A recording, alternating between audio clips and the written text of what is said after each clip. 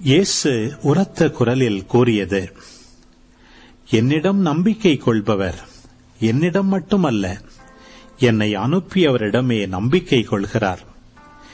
என்னை காண்பவரும் என்னை அனுப்பியவரையே காண்கிறார்.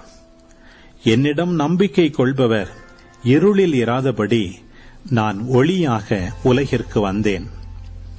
நான் கூறும் வார்த்தைகளை கேட்டும் அவற்றை கடைப்பிடியாதவருக்கு தண்டனை தீர்ப்பு வழங்குபவன் நான் அல்ல.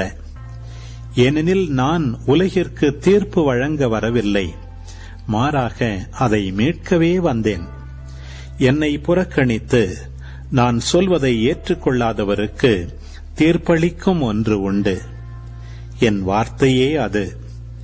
இறுதி நாளில் அவர்களுக்கு அது தண்டனை தீர்ப்பு அளிக்கும்.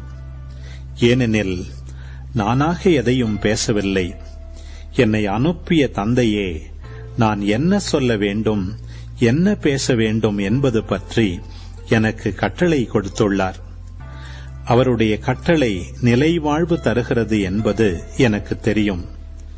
எனவே நான் சொல்பவற்றையெல்லாம் தந்தை என்னிடம் கூறியவாறே சொல்கிறேன்.